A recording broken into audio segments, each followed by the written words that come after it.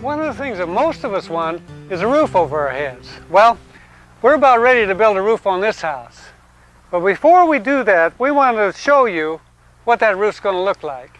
Here we have a model of just a simple gable roof. The main parts of it are this common rafter here. Then we have a ridge that runs the full length of the building.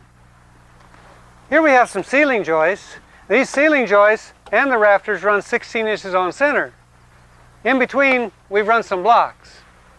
Now let's take a look at this common rafter in a little more detail. We've had to make a couple of cuts on it. Here at the top we have a ridge cut. That allows this common rafter to fit right snug against that ridge. Down at the bottom now we have a seat cut. We cut this notch out so this common rafter could fit right down on that plate. Now the pitch of this roof is 4 and 12. Well, what does that mean? It means that for every 12 inches that this rafter runs in on the level, it rises 4 inches. It's as simple as that. So how did we know how long to cut this rafter? Well, one way to do that is this. You measure the span. The span of a building is from the outside to the outside. Here we have 5 feet. Once we know that, we can use a book of rafter tables. We open it to the pitch, 4 and 12, and then we go over to the common rafter column, down to 5 feet, and we see that the length of this rafter is 2 feet, 7 and 5/8 inches. Now, that's the distance from the center of the ridge down this common rafter to the outside of the building. Of course, it doesn't include this rafter tail. Now back up here at the ridge. This common rafter doesn't run to the center of the ridge. So we had to shorten the length of all these common rafters 3/4 of an inch. That's half the thickness of this ridge. Back on these joists, you'll notice how we clipped this joist so it wouldn't stick up above this rafter. Now these joists are really important. They get nailed into this rafter, and actually the rafter and the joist form a truss that help hold this entire building together. Now on this end joist, you'll notice that we didn't set it on edge, rather we laid it flat. That way we have backing on the underneath side for drywall. Round on this side we cut a notch in it right here so we could slip in this common rafter. On top of this flat joist, we nailed in these big gable studs.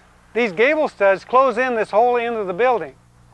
And right here now, we have what we call a sway brace. This brace keeps this whole rafter frame from racking back and forth. Here at the edge of the building, we blocked in between these rafters. This type of block is held flush with the outside of the building. We had to rip it down a bit so it wouldn't stick up above the surface of that rafter. Now, down at the other end of this model, we run in a different style of blocking. This blocking, we run square with the rafter. That means you don't have to rip it down. And when you're running in siding or stucco from below, you don't have to notch your material around these rafters. Now, this isn't a complicated roof, and neither is the one that we're going to build up here on this house. We're going to begin that process by laying out and nailing in these ceiling joists.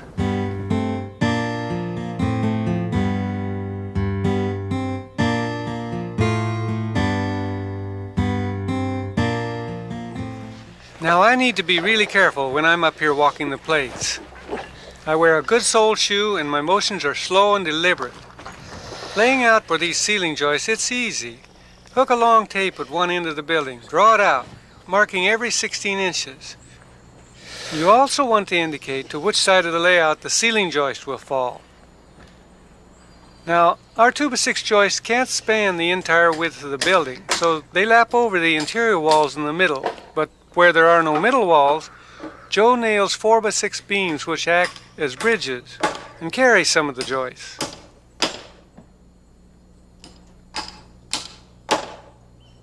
I want to make sure I mark this plate every 16 inches just like the other one, but the joist on this side will nail to the opposite side of the layout line, so I make sure to indicate the correct side with my keel.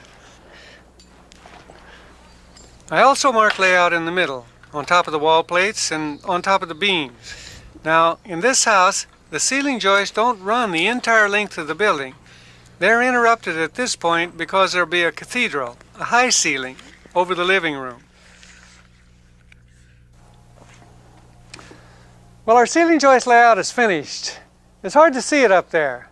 So I built this model to show you what's going on.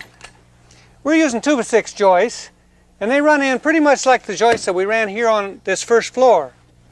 Here, these 2x6s represent our exterior walls.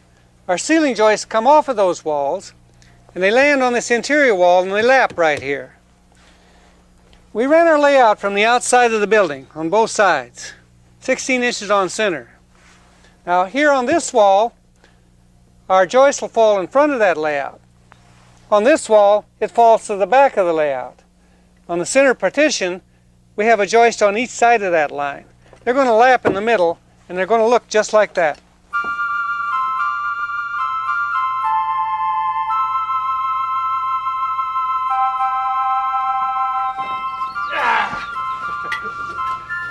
There ain't one of them that's light, I'll tell you that right now.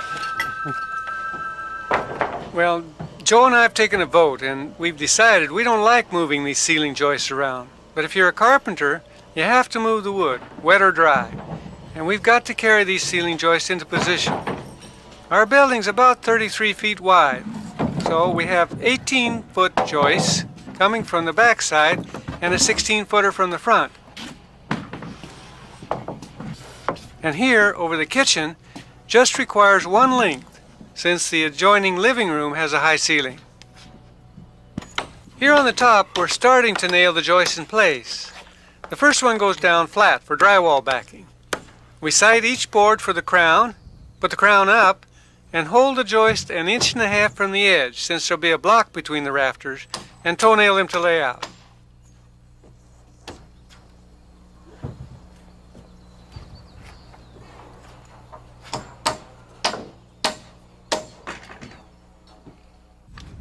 Here I'm marking and cutting pressure blocks, which help support ceiling joists where they butt up against the beams. Joe is taking these blocks to the middle of our building. Here's how they work. A ceiling joist nails in, then a pressure block with 3 16-penny nails. You could use joist hangers here. There's a lot more about that in the book. Then another joist is toe-nailed into the beam, tied up against the block with 16s. The pressure blocks help support the joists and space them 16 inches on center. Okay, that's it.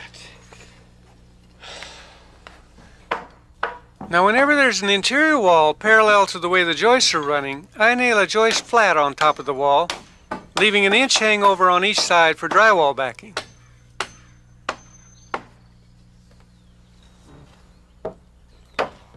Still in the middle of the building, Joe is toe-nailing ceiling joists on layout with 16-penny nails.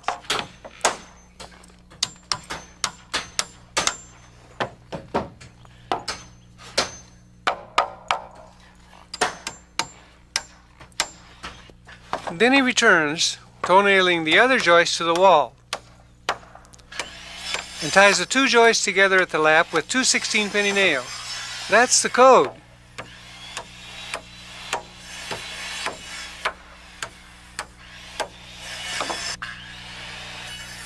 Here's another way to run on backing for drywall. This is a 2x6 wall. We nail on a pair of 2x4s, letting them hang over on each side.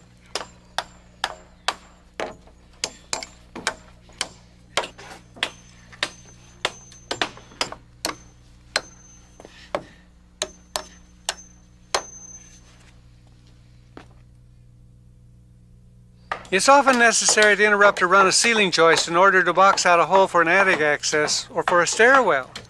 In this case, we have an attic access hole up through a closet. We ran headers across 2 interior walls for support. Now if your hole was larger, you'd want to double the headers and the side joists. And speaking of larger holes, this is a big one. It's over the kitchen, and we're framing a spatial light well for a large lighting fixture that will be above the countertop below. I'm nailing together beams made out of pairs of 2x6s, which fit into these joist hangers. These hang off double-up ceiling joists that Joe has already positioned. Yeah. Then we fill in each side of the hole with short joists. At the far left, I'm nailing against pressure blocks which are nailed to a 4x12 beam. To the far right, the end of Joe's short joists right on top of the wall plate.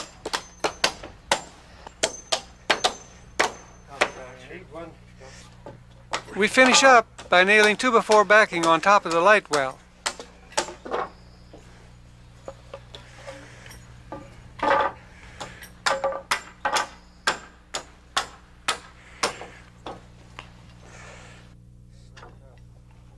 Now, Joe and I have a lot of experience walking up here, but for safety's sake, we like to use a catwalk. This is 1x6, leftover bracing stock.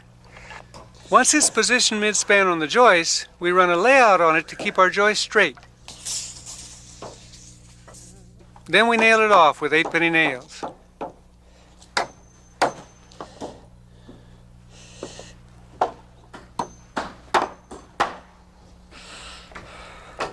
Now, everywhere a joist crosses an interior wall, we toenail on each side. This really strengthens the entire structure. Besides that, it's the code. We're down here on the garage floor, cutting 2x8 rafter ties. I mark one end with a rafter pattern. More on this later. Extend the line, then clip it so it won't stick up above the 2x6 rafters. Now it's just a matter of setting them up on the plates.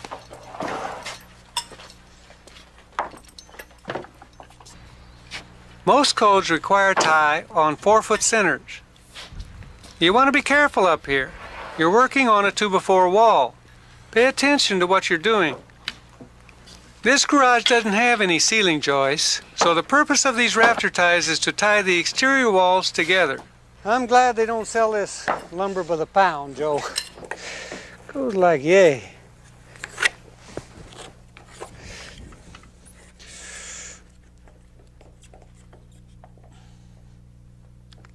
Now, letting the building itself be our guide, I mark and cut the rafter tie to length and clip it just like the other end.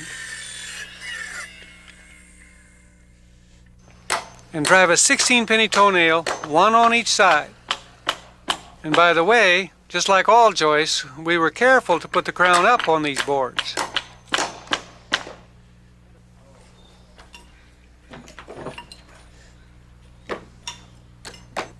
This piece of 2x8 on the end here allows us to nail on a 2x4 strong back across our rafter ties. The strong back maintains spacing and ties everything together.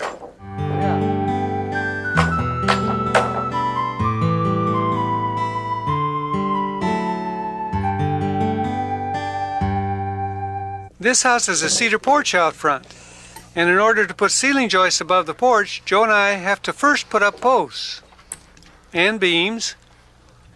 They are supported at Joe's end with a trimmer. My end is mitered and toenailed to the top of the post. Under these long beams, we add posts in the center for support.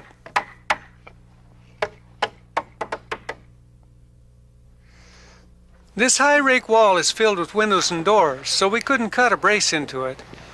We're nailing on these shear panels to strengthen the wall before putting up our porch ceiling joists.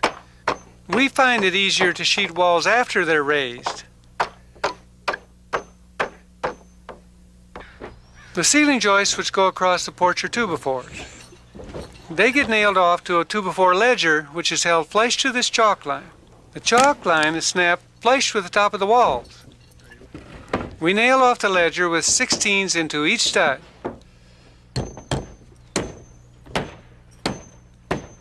Now, the span on this porch isn't very great, so 2x4 joists are adequate. We pre-cut these joists to length, and you can see that again. We use a pressure block between each joist.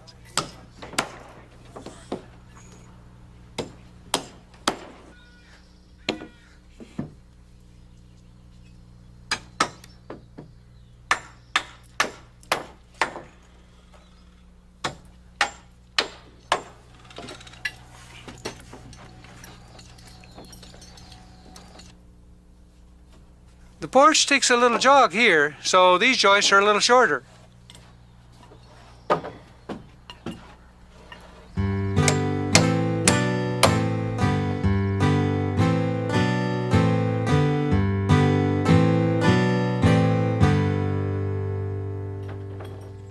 Time to cut some rafters for this gable roof. We'll start out here in the garage. The first step is to measure its width or span. Then I look up the correct length in my rafter book. These garage rafters are 16 inches on center, so for this garage we need 32 boards racked up on the horses. Okay, we want to make sure all our crowns are up. Here's one that's down, so we're going to turn it over. Take a look again. Everything looks pretty good now. This one here, Joe.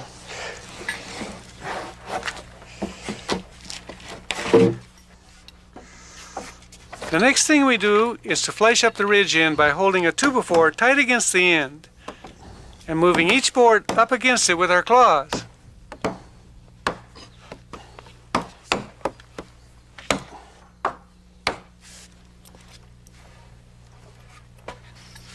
We've got all our rafters racked up here. We're ready to cut them.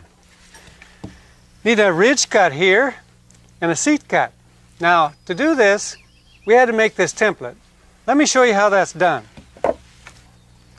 You can use this framing square. The pitch of this roof is 4 and 12.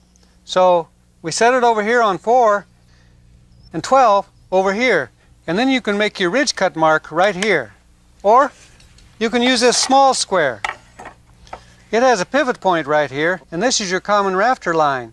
Move it till this 4 for 4 and 12 is flush with this edge of the board. And then you make your ridge cut mark right here. Now we're going to move down about a foot and make this seat cut.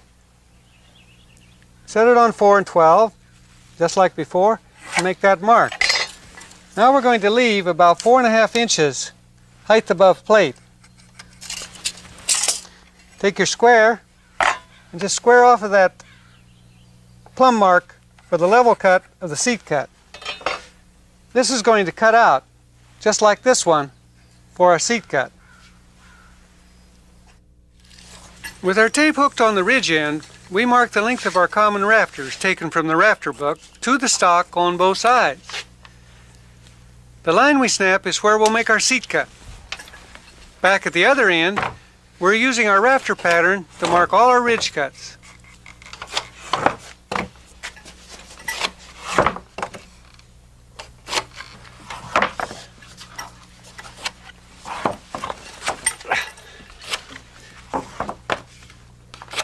Then we just work through the stack. It doesn't take long to make the cuts.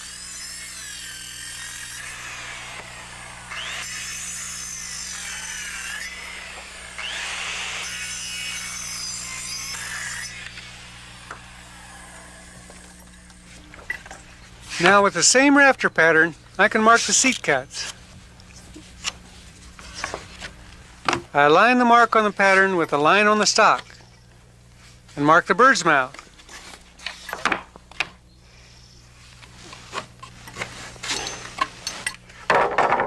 With the stock on its side and a couple of cuts, this rafter's ready.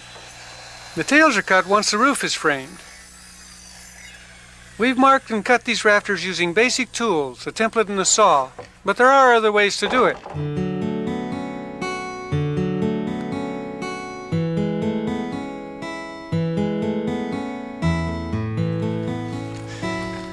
Carpenters now have available a wide variety of tools that we can use to cut rafters.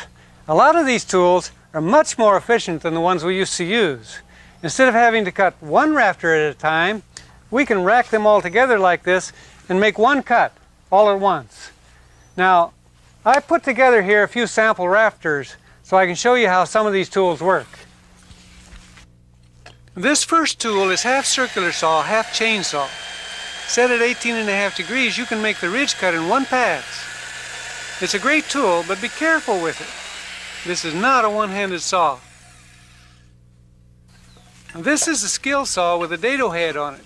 It's built for one purpose, to make seat cuts in one pass. Don't use it for anything else. The newer models of this saw come with a better guard.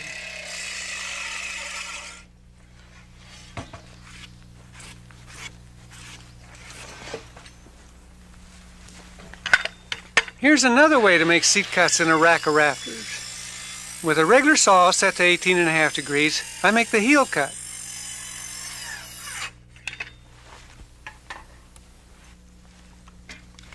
Then cutting from the other side, and using a saw with a swing table, I cut the level part of the bird's mouth.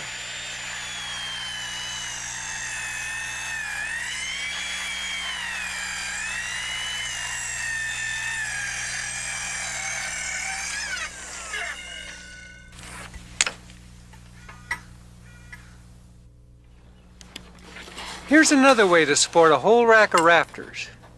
Just 2x6 cleats, which are spaced to hold up a 2x12.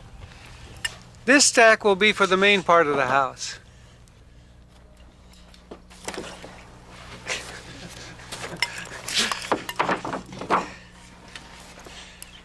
Now in this stack, we need to crown all the rafters down since we're gang cutting them.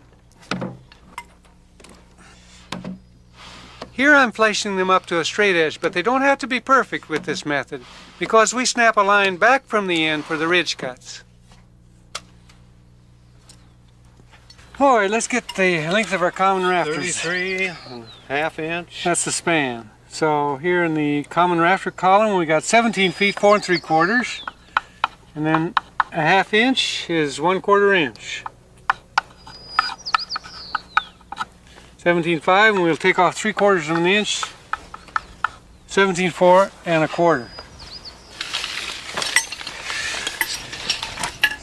This mark is to the edge of the building where our seat cut will be.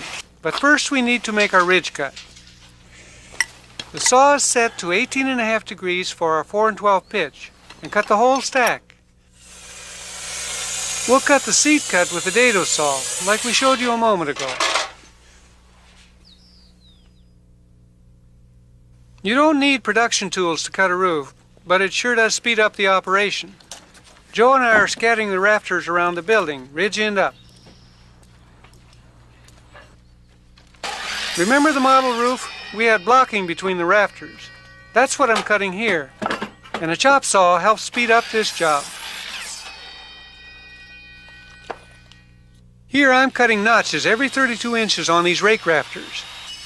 They go on the very end of a gable roof.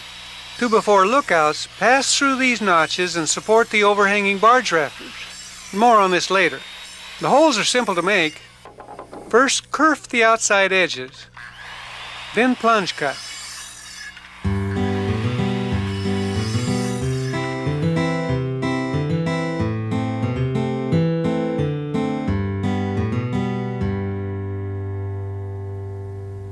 Before Joe meets me up on top, he first leans up a straight 2x4 here on the gable end. We nail it on edge against the end near the center of the building. We'll use this stick to help plumb up the rafter frame. The next thing is to haul up a couple of pieces of long straight 2x8 ridge stock. Notice that we nailed down a wide plywood walkway. Now we're hauling up the rafters. So we don't bury the ridge, we only pull each rafter part way. Now it's important to watch your step. Make sure you have solid footing.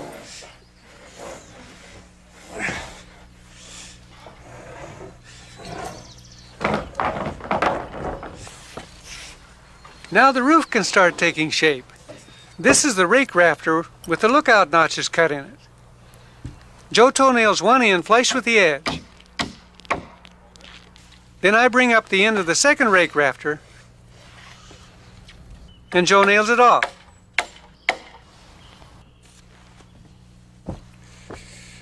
Now we come down to the end of our first piece of ridge, and we set another pair of common rafters. Joe nails his end to a ceiling joist, and the same on the other side.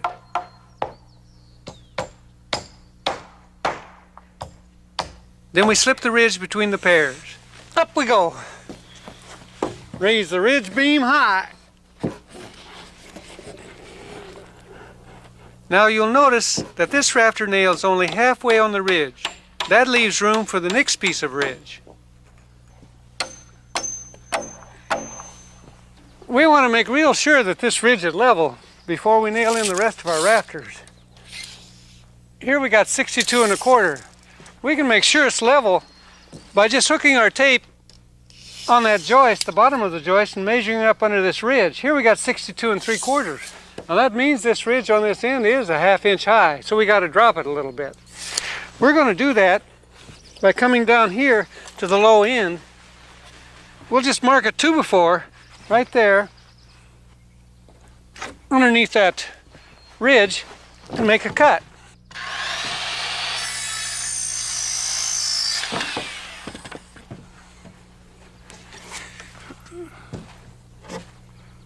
We'll just tack this one in here temporarily. Now we can go down to the other end and drop that one.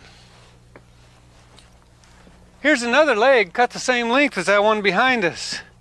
There's the 1/2 inch gap. We drop this ridge, it'll be level.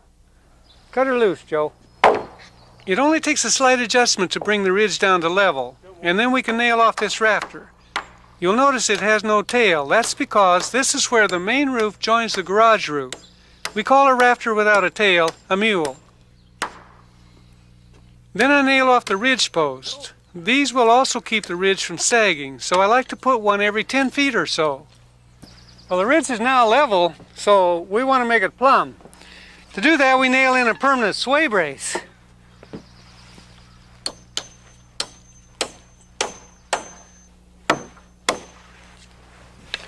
Now, to make this ridge plumb, all we have to do is move the rafter over till it barely touches this long straight edge. Just like that. Go ahead and nail it, Joe. Now, you can see we placed this sway brace so it doesn't fall on a rafter layout. Perfect. That's it. Good. Here we go. Working efficiently means we set all of our ridge before going back and nailing off the remaining rafters.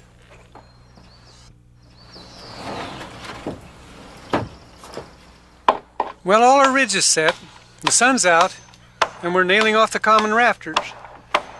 Joe picks up each rafter to make it easier for me to nail here at the ridge. Holding the rafter flush with the top of the ridge, I drive in 2/16.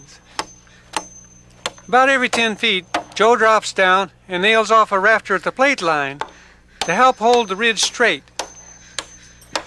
Later, we'll come back and finish blocking and nailing. When nailing the opposing rafters, no need to toe nail. Angle the 16s through the ridge into the rafter.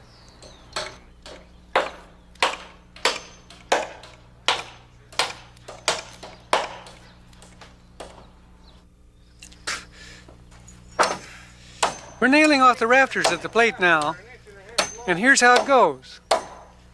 First, one of the blocks with the bevel on top is positioned. It's nailed off with 2/16.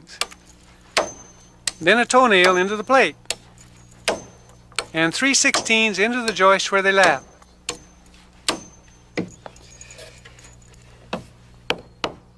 Then 2 nails to hold the back end of the block.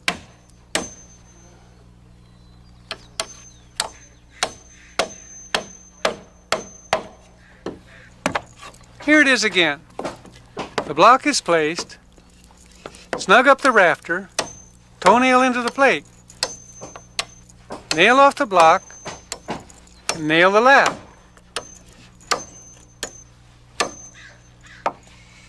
And turn around then and finish off the block. That's the code, and that's the way it goes all the way down.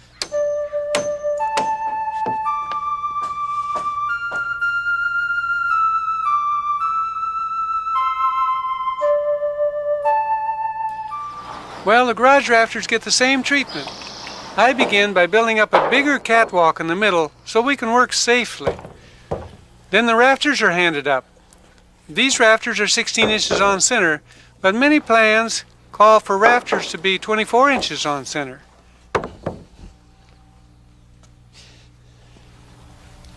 Now, just like any other roof, we set the ridge between 2 pairs of rafters. Measure for level, and adjust if necessary.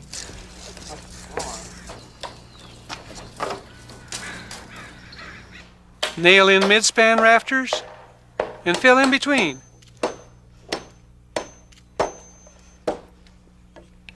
And finally, block a nail along the plate.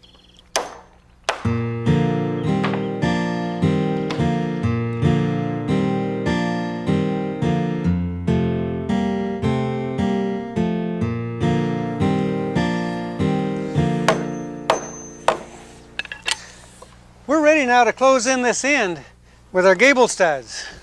What we do is we measure over 7 inches right here from the center of this ridge and make a mark.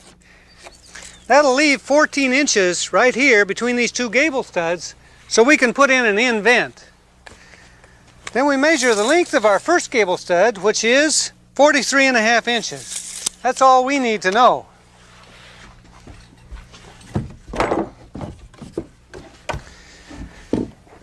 We're ready to cut our gable studs now, and it's a real good time to use up some of this scrap lumber. We're working on a 4 1/12 pitch, just like this. So each gable stud that runs down this pitch is going to be 5 3/8 inches shorter than the previous one. And we call that the common difference. Let me show you what that means. Gable studs cut in pairs. Our first set is 43.5 inches.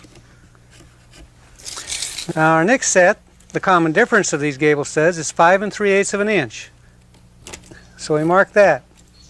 So how did I find the common difference? Well, this is explained in detail in the book. Now we set our saw at 18.5 degrees. That's the degree of a 4 1/12 pitched roof.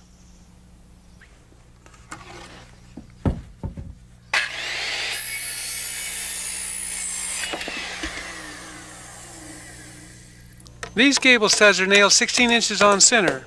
And when you're nailing off the top end to the rafter, be careful not to push it up.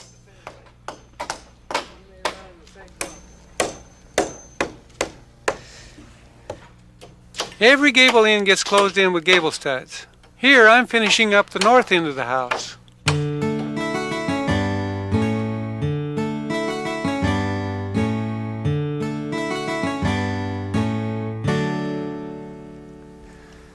We're back here on this model.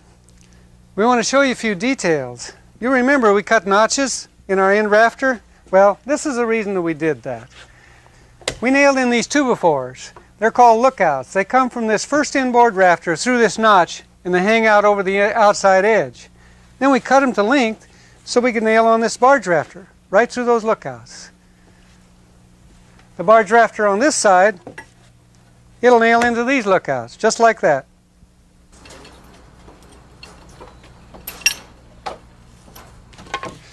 I've sighted down the rake rafter, made sure it was straight, and now I nail the lookouts with 2/16 through the top into the rake rafter and 2/16 through the end of the inboard rafter.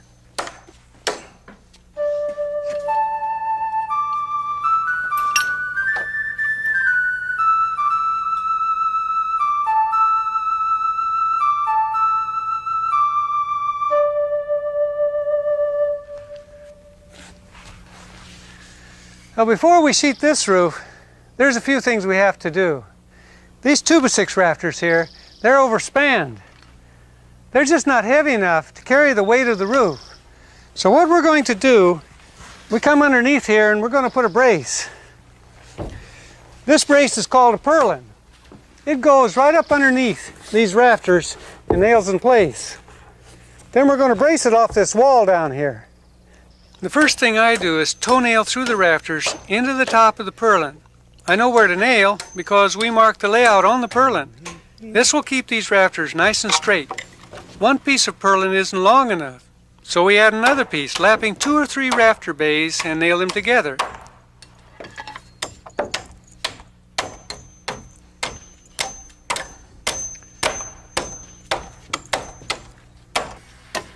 At the gable end, Joe nails the purlin to a gable stud and further supports it with a 2x underneath.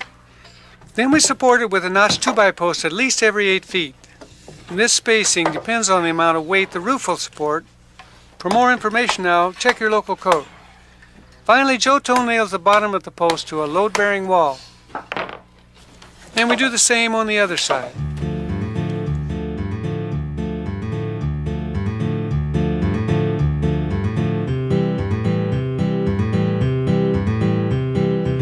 Alright, let's do it. Together. Everybody together. This is a good time to find lots of help. This is a Glulam beam which supports the cathedral ceiling over the living room. A Glulam is an engineered beam made up of 2x6s laminated and glued together under pressure. Then we lift one end onto a 6x6 post and into its pocket. The other end is supported by a long 4x6 post which sits over a foundation pier.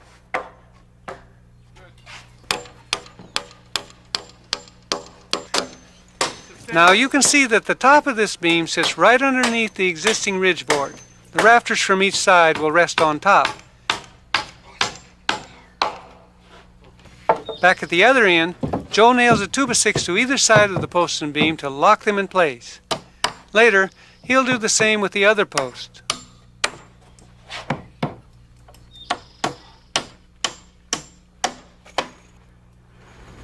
Now we're setting rafters over the kitchen area. You can see the rafters run long here at the top, no ridge cut. But at the bottom end there's a regular seat cut and it nails in like any common rafter.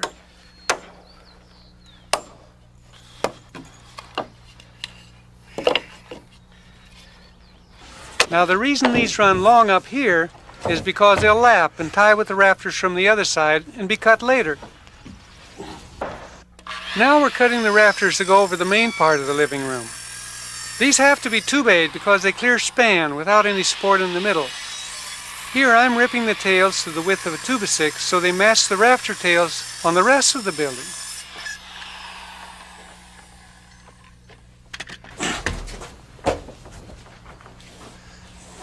One by one I push the rafters up to Joe. We cut a 2-inch deep seat cut here on top so these 2-bays will plane in with the 2x6s. Down here, they block and nail like a regular rafter.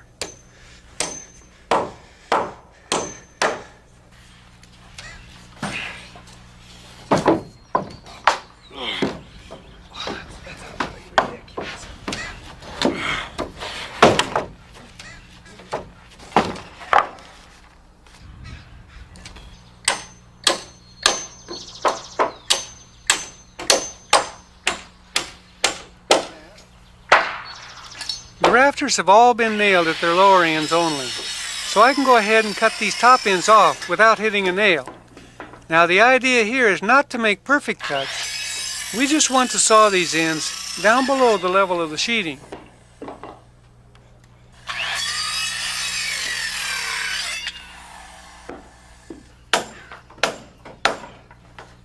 Up on top of the Glulam, Joe's blocking and nailing everything together.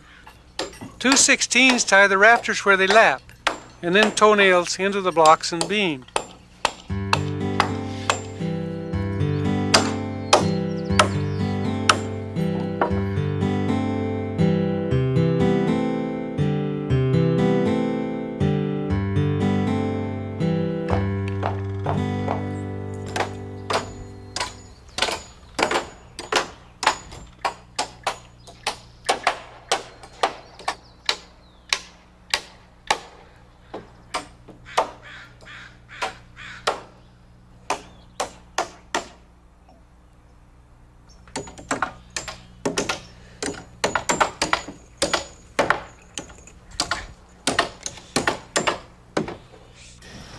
Now come get him right for endo.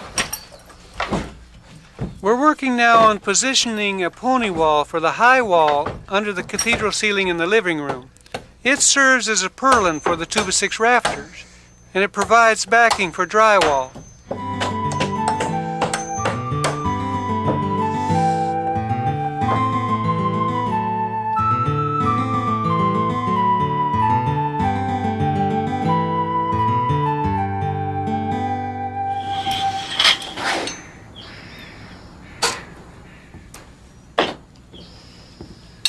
We're done finally with a lot of that heavy work up on the roof.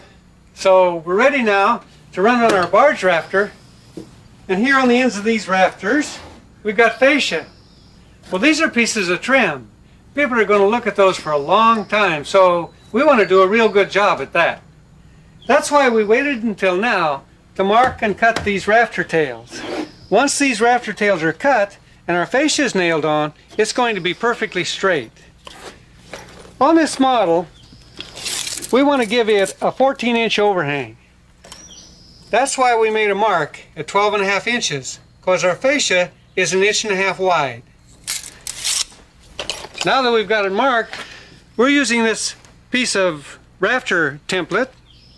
It has a 4-12 plumb cut on it, and we're marking our rafters. Once they're all marked, we'll just come back and cut them.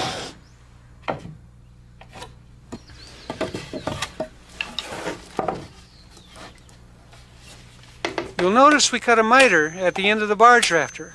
This makes for a neat joint with the fascia, and we nail it together with galvanized finish nails.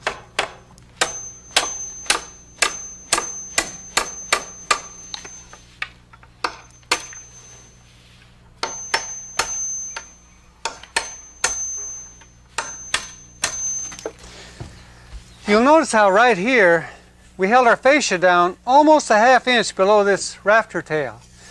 That way the fascia planes in with the pitch of the roof. So when we put on our sheeting, you can see how everything comes together real nicely.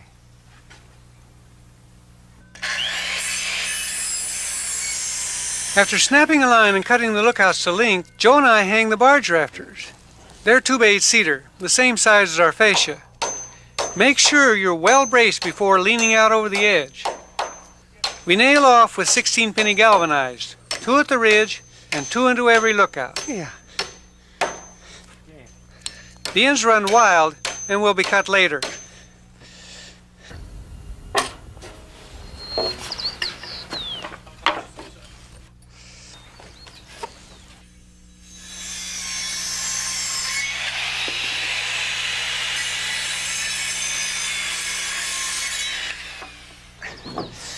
Next, the fascia. Fascia hides the ends of the rafters and gives a trim look to the house. Here's a mitered corner, and again we're using hot dip galvanized 16s. Eventually we'll nail off our fascia with 2 nails into each rafter. You can see here how we hold it down a 1/2 inch, just like on the model. On a long run of fascia, joints are mitered and nailed at a rafter tail. Even if the wood shrinks, the joints still look good.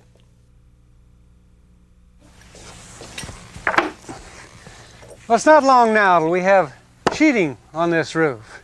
And all this rain we've been having will keep on the outside, not on the inside. Now, we're out here in the garage, but all our eaves from below, they're open. So instead of running this sheeting material clear down to this outside edge, we like to cover these eaves with a starter board. Here it takes 3 pieces. That way when people look from down below, they'll see a nice looking piece of wood. Once the starter board is on, then we can sheet the rest of the building with the sheeting material. You can sheet your overhang with plywood, but for a more trim look, use these long lengths of starter board. And if you need to butt them, do it over a rafter. On the gable ends, we run the boards in the other direction, across the lookouts, and cut them in place.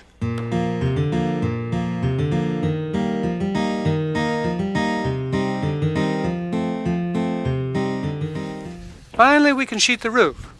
The first thing we do is snap a control line at 48¼ inches above the starter board. These are sheets of 1/2 inch OSB, oriented strand board, and engineered wood. Plywood is also commonly used. We nail them down with 8-penny sinkers.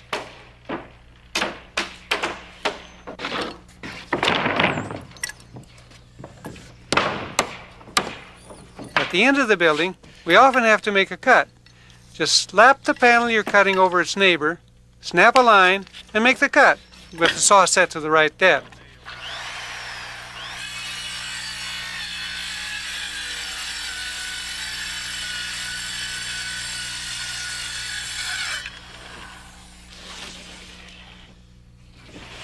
We also snap a control line for the first course on the main roof. We work each panel to the line, lapping the end to the middle of the rafter. If it's off a bit, nudge the rafter over and nail it in place.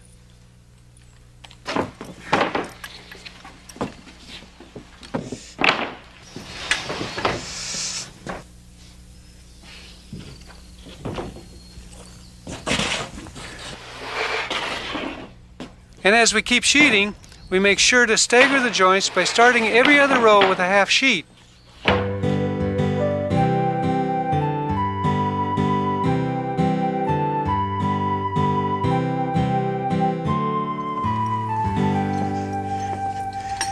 We've got enough of our roof sheeting down now, so we can tie these two roofs together. It's actually a very simple process. The first step is to extend this ridge here, the garage ridge, over to the main roof. When that ridge touches, then we can mark it for length right here. Then we have to get a level cut on it. That's simple. Mark it like that. That gives you the level cut. Once that ridge is cut, it's going to look like that. And then we'll have a valley, one that runs down each side. The first thing we do is nail our ridge at both ends.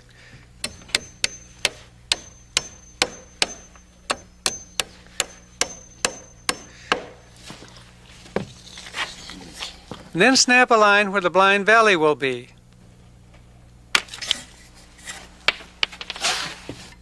We're using scrap 1x6 for our valley support. We eyeball an angle cut at one end, position it, and cut an angle at the top end.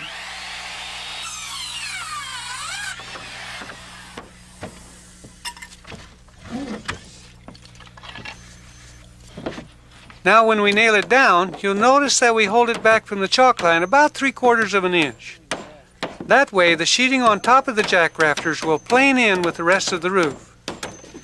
To give the bottom of the jack rafters good bearing, we double up the 1x6 supports.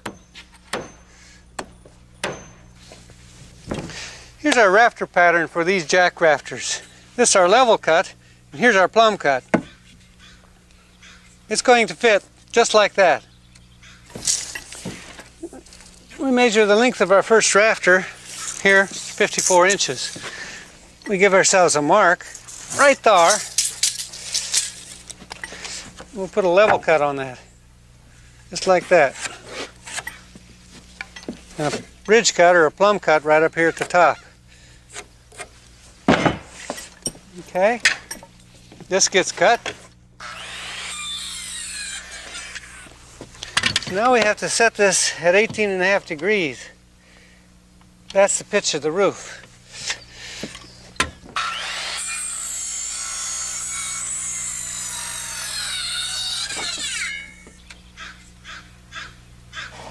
And one by one, we measure, mark, cut, and nail them in place. A couple of 16s through the ridge into each one, and 2 16-penny toenails into the supports. This is one fairly easy way to tie the two gable roofs together.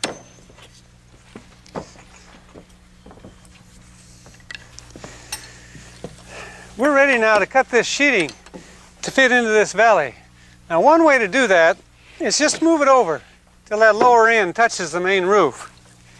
Then here at the top, you can measure straight across until your tape touches the roof. We got 44 inches. We'll transfer that measurement down here to the lower edge of the board, 44 inches. Then we'll snap a chalk line.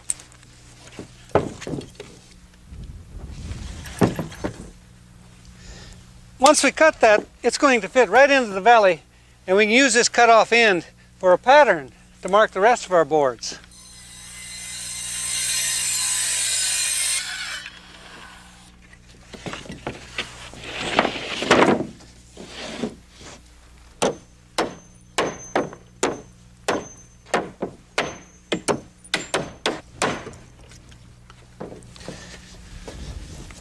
Now it's just a matter of cutting and filling in the rest of the pieces.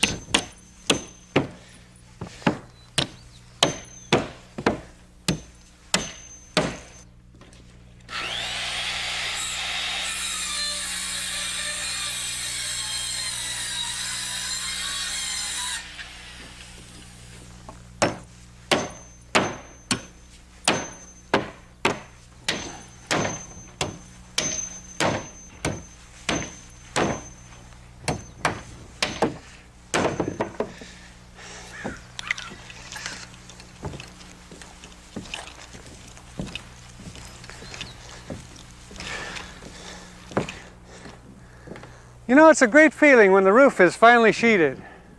Our basic framing is finished. And it's not long now, we'll have shinglers here. Now, Joe and I, we've been carpenters for a long time. But there was a time when we didn't know how to build. An entire project like this, framing a whole house, in a way it is pretty complicated. But it's true that complicated projects are made up of simple steps. And what we learned how to do, you can learn how to do.